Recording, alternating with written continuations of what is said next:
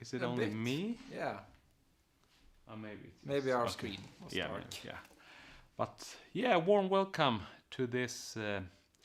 It's sort of like an mini concert, and we will break apart a few of the ideas that we're playing.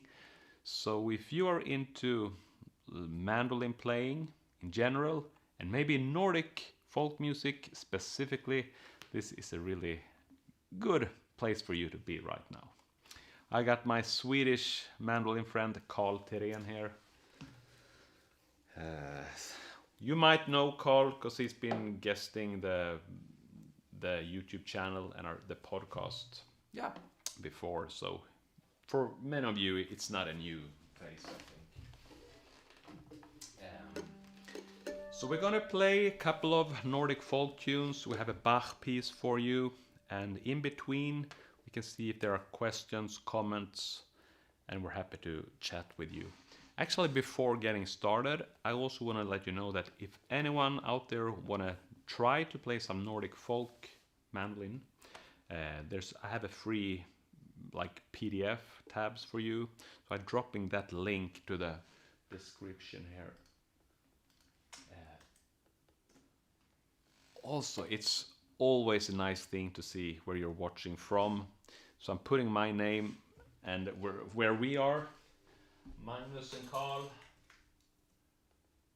Karl, Sweden.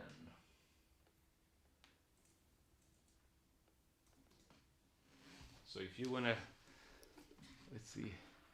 Oh, we actually, I can see there's people. There's an echo says. There's an echo. What can the echo be? You hear an echo? I guess they are hearing an echo. Ah, right.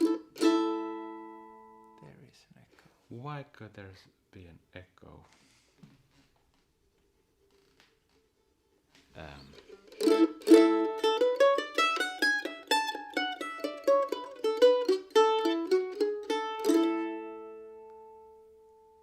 I'm not sure, but should we just try it? Or so to the chat box, is the echo a big problem that we have to solve it, or can we start playing? What do you think? I can see Kate is there.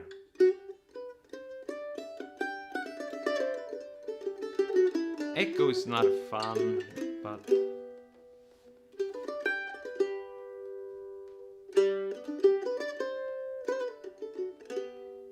well, Let's try. let's try it. So, starting off with Årepolskan, a Swedish tune. Yes. Give it a try. Yeah.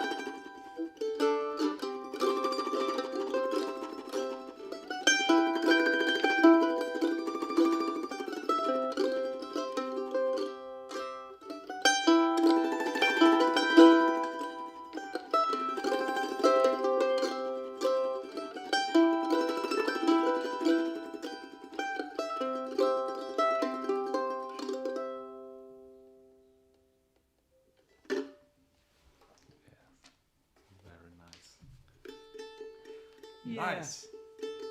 Thanks. So that is Årepolskan, and one thing about that we talked about earlier about playing this Scandinavian fiddle tunes, it's sort of like the melody is the only source we got, and it's only almost like the only thing needed for it. Yeah. So this is like music that is made for playing on a solo fiddle or nickel harp or anything. So when doing like a duo thing like this, we can be kind of free. And a few elements that we do add to it is this harmony playing, and we do add some chords. We can variation. We can play it in different octaves and all that, but sort of the really basic of it is this melody. Then adding all this other stuff, it's just a creative kind of thing. Yeah, and since we play this instrument, the mandolin, which is not the traditional way of playing the tune, maybe we have a bit more freedom. Yes, absolutely. Yeah. So it's a little bit like an unwalked path in a way. Playing this music on the mandolin. Exactly. So we are that is a nice thing to not be stuck in a tradition but free to explore it. And the thing you did on the third part there with maybe a bit soloing over the A part. Yep. It's not like the traditional way of doing it. Isn't that like a David Grisman, maybe. Chris Thiele idea kind of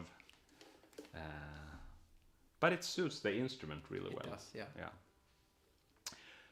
We're gonna come back to the Scandinavian fiddle music. Also, so glad to see people are watching live. We got 14 people at the moment from Pittsburgh, and we got Catherine here, Switzerland, MASH 420 is here. And it seems like the echo problem is solved. It's probably on Kate's computer, but nice. Continuing with something else, I'm gonna play Minuet by Johann Sebastian Bach. And this was like originally keyboard piece, I think, reading for claviature or keyboard.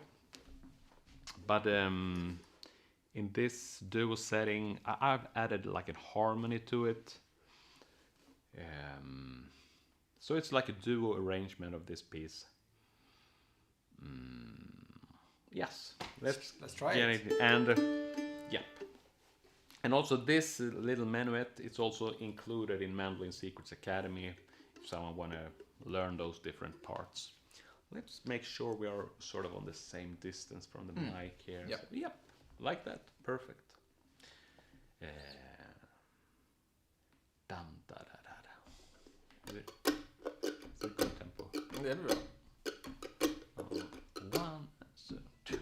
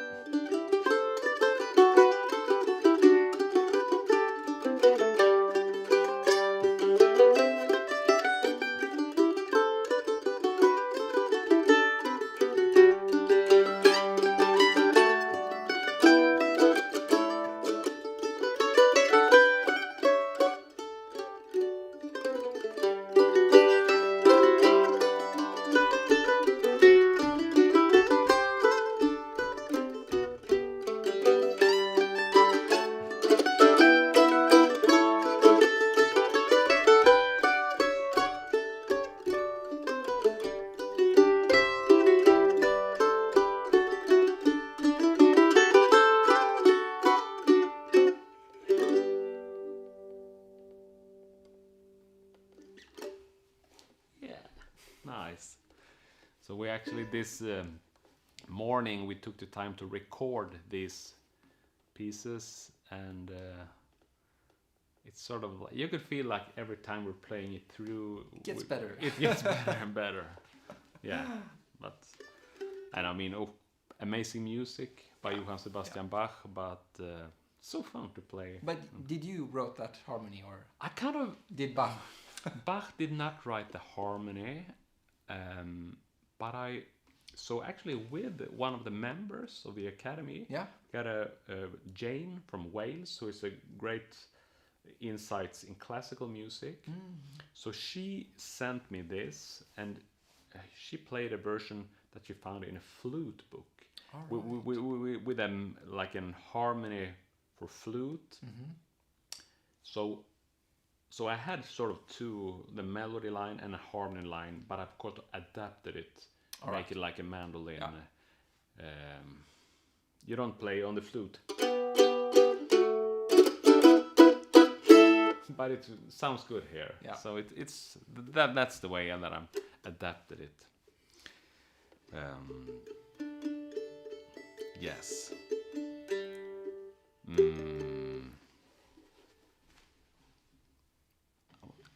I'm gonna see. We got some, also comment. If someone have a question around it, if you want to take the opportunity to ask Karl or me anything, you can put it to the comment section, and we'll be happy to answer it. Coming up is a new tune for us. It is. Yeah. But would you I mean, old in one sense. We played it like 10 years ago. We did. Yes. But we haven't played it since. No. True. So it's new. Yeah.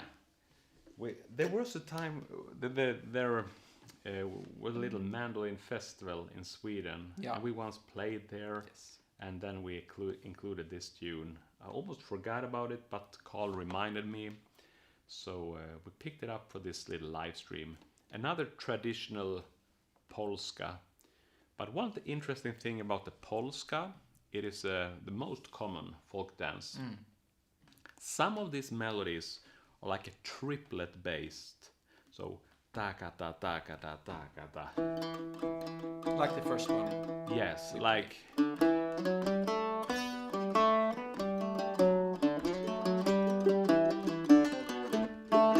taka ta ta. You can see it's triplet bass. Taka ta taka ta taka ta.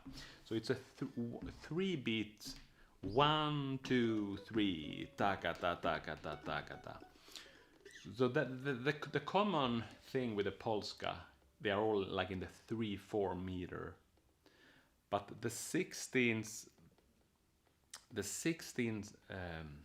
note polska is what we're gonna play here. So instead of that triplet feel, it got this. So 1, 2, 3. Taka taka taka taka taka taka.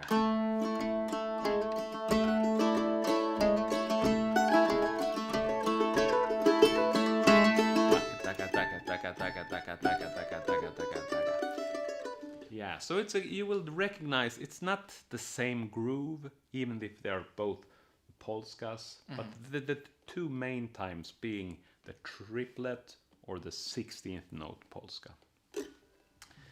I can see we got a question here. How do you transition from the chord strum to when trying to improvise? New player here. Really good question. Let us take some time to answer that. Yeah, of course. But maybe should we do it after this? We can check the tune first. Then we get back to that. Yes, we take this tune first. Now that we got the triplet kind of thing done, it's the 16th note coming here. Yeah, polska från Möcklinta, we're calling it, and this one is not in the academy yet. But if you like it, we can make it go there.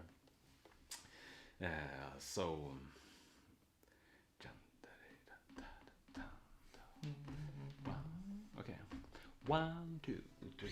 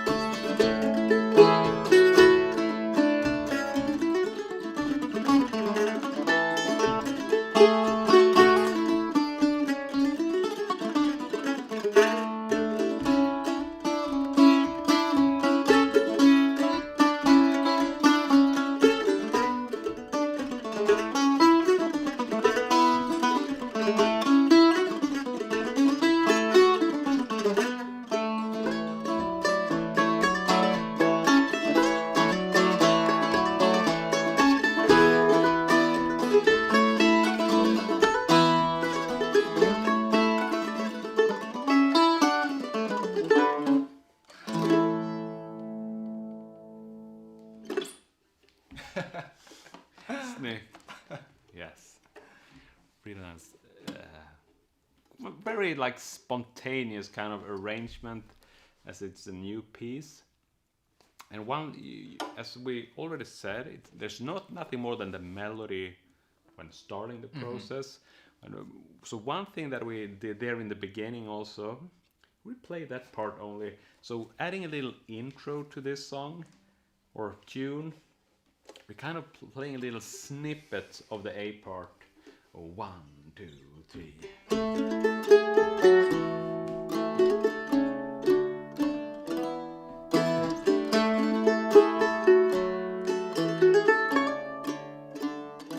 Then we're starting. Yeah,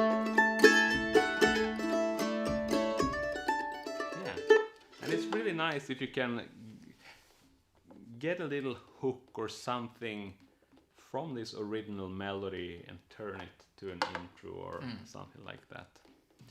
So and another thing of this tune, so another way of doing variation in the tune is like I did now, just taking it down an octave. Yeah. Same melody, just down an octave, and you get variation in the arrangement. Yes. Did you play us the first little phrase and you can see what do you mean? Upper octave, a lower octave, and using the entire range of the instrument. Simple way of making variations to it. Definitely want to have this in the repertoire. Let us do like this. This is GRB Chaser saying definitely want to have this in the repertoire. Well, I make sure we include it. And you could also see that I was using the octave mandolin here. It was an obvious thing, but works great, of course, with the mandolin and the octave together.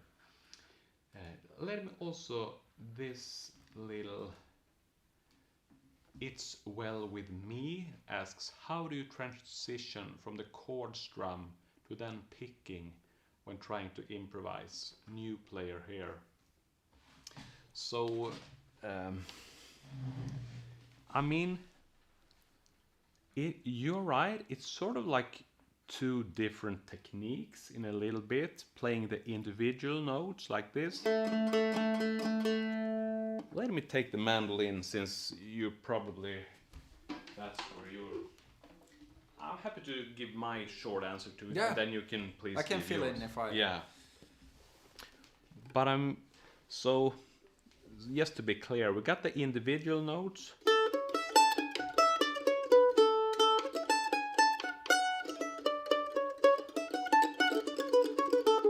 And we got the chords.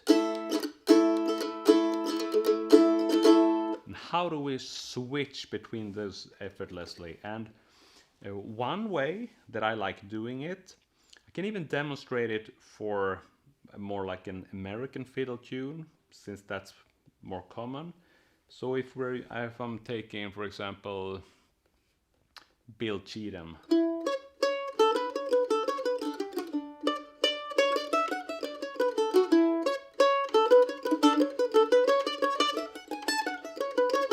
I would try to play one part with the melody and then play the next part only chords. So switching back and forth, but with a very like almost making that rule to myself, that I'm practicing this switching. And one thing that you gotta understand, you have to know how to play the chords well, and you have to play the melody well to be able to do it. But then I'm doing one part of chords.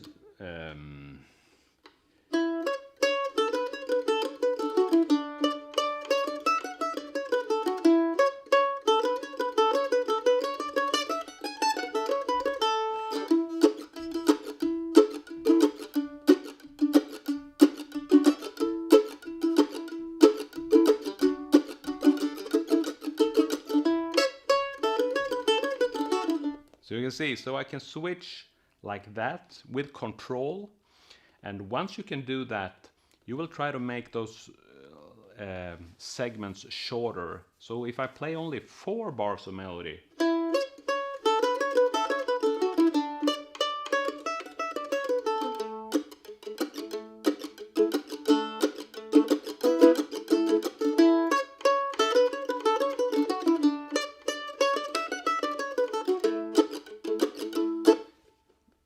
so then you can kind of control when you're doing the strum or when you're doing. And the next step would be, well, try to make two bars of.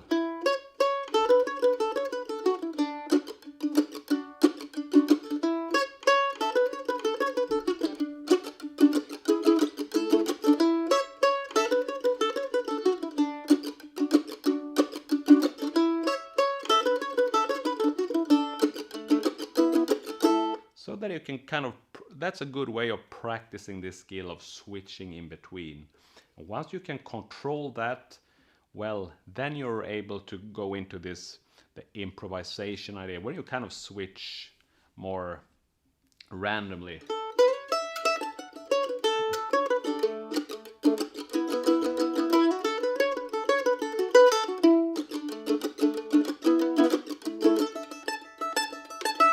So that is sort of one method that I use, and I also pass it on to my students.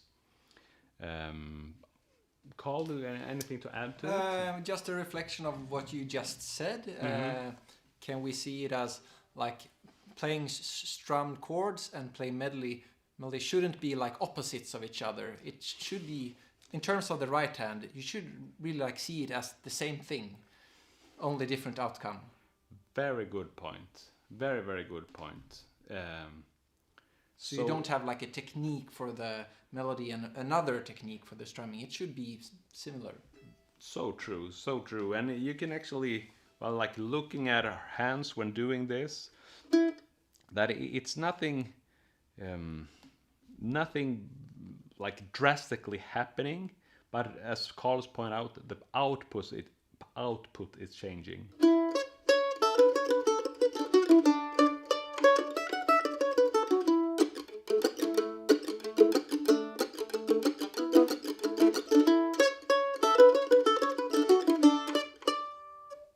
So yeah, so that is a little bit of insight into this, and I actually have some lessons around it, like switching between lead and backup melody and chords.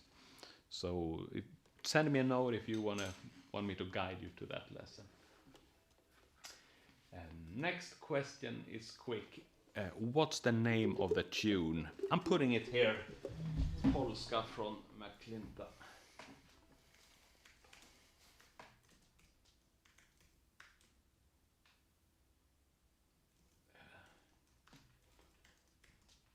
So I'm typing to this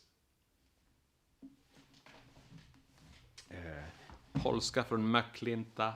That is a village in the county of Västmanland in Sweden.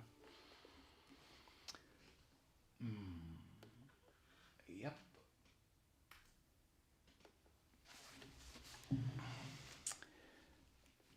Thanks. And if there are any more questions, please, I'm back. Please put it to the chat box. I'm gonna play you one more tune, and then we see if there are any comments or questions. I go for Octal Mandolin. Octal Mandolin, yes.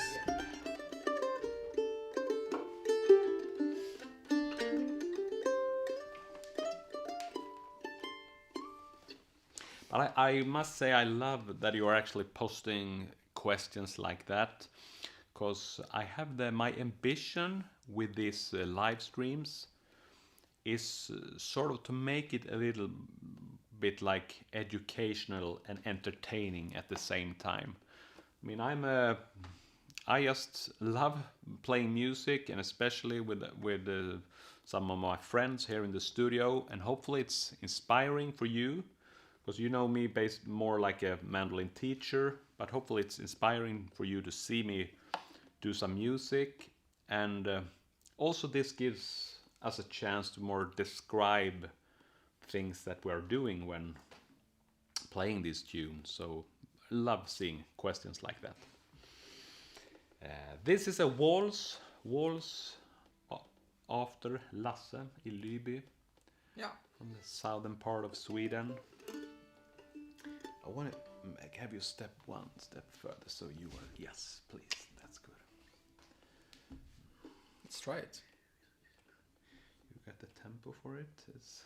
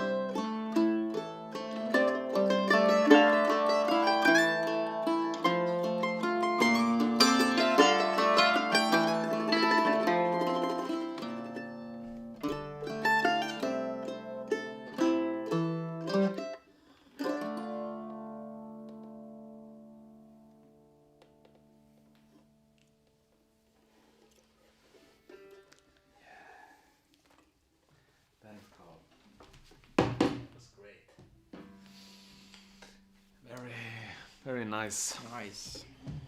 And this one is referred to as Vals efter Lasse i Lyby, as I said, and I'm not sure if, but it's the same kind of thing here. We're playing around with some harmonies to it, changing a little bit with the octave register, throwing in a little David Grisman solo ideas.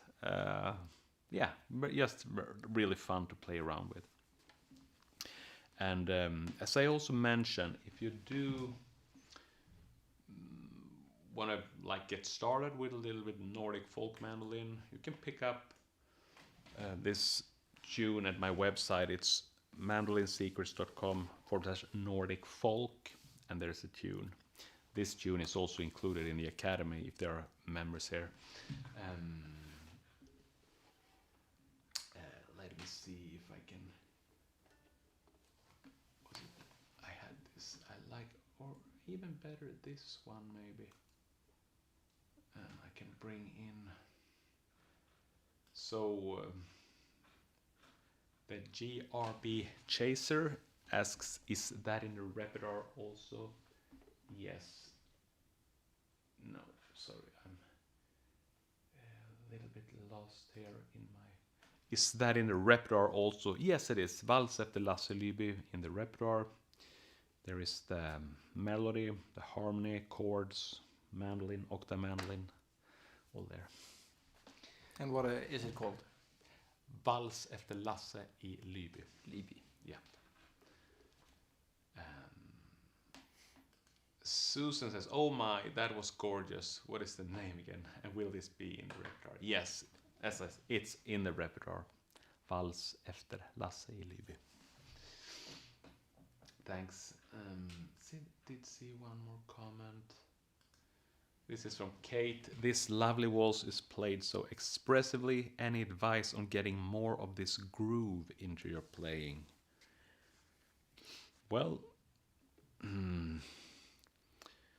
so yeah, I mean I really like the waltz groove because you can really kind of can put emphasis to the groove in so many different ways,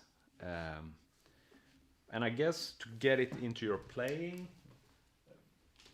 learn a couple of waltzes and try to see what you can kind of learn from just.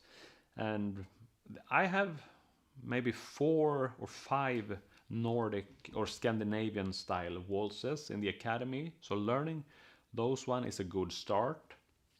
And what I mean with how you can put the emphasis and the groove little slightly different.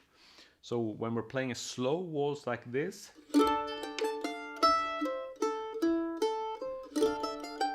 so we're now doing a lot of like.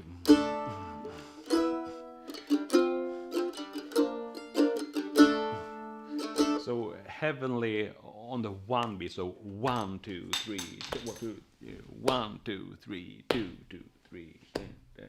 So I think this.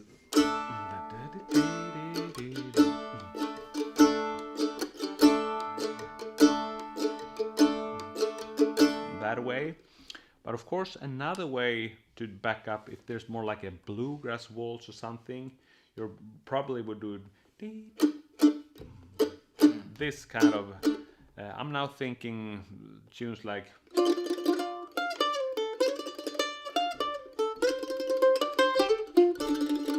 There is 1, 2, 3. So sort of like the opposite when you're putting your emphasis to beats 2 and 3. And I mean it's also depending on what instruments surrounding you. But that's just what comes to top of my mind. But there's also this within the waltz, the 1, 2, 3. There's also an interesting sort of rhythm layer to play around with, and that is 1, 2, and 3, and 1, 2, and 3, and this There's a waltz within the academy.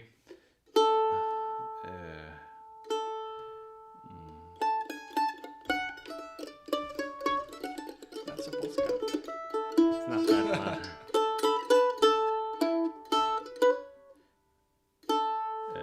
I probably better. I can demonstrate it for. Yeah, that's the one.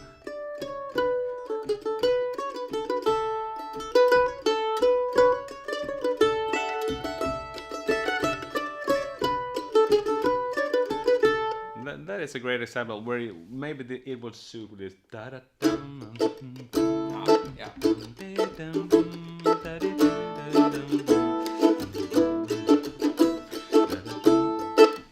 So it's 1, 2, and 3, and 1, 2, and 3, and 1.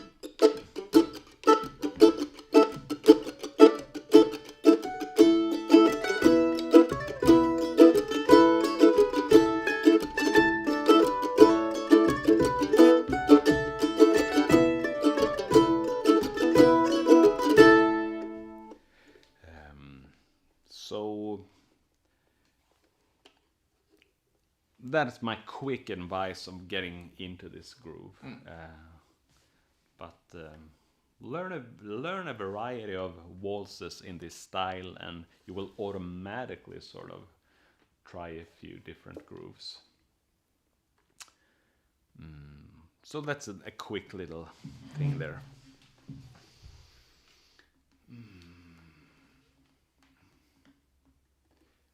So how is that spelled? Yes, I think people are asking about Vals efter Lasse Lyby. I'm putting it here, Vals efter Lasse Lyby. Vals efter Lasse i Lyby. That's how it's spelled. Was there any other?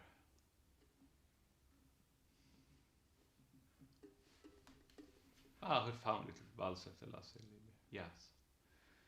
And here is GD Seraph. I learned it a few years ago on the fiddle. I like this mandolin play. It gives me another vibe. Yeah, that's what happens with on different instruments. Is little. Yeah. Thanks everyone for showing up for this little live stream. It's been a lot of fun playing for you. And as I said, I'm gonna try to do this live stream on YouTube on Thursday afternoons. So stay in tune, and I'll send an announcement when it happens again. And as you mentioned, we recorded some of the tunes before, so who knows, maybe they show up somewhere. They will sometime. Absolutely. So sort of, well, my plan for it is to make it available on the streaming platforms. There are not that much Scandinavian mandolin music on the Spotify. It's pretty weird. We're living in 2026 and we can still make music that's sort of not around that much. I mean, that's pretty strange. Why didn't anyone think of this earlier? Exactly. Mandolin duo. But that's maybe it takes a specific kind of brain to go into. Yeah. Thanks. Thank you so much. So much. I'm gonna see. Just gonna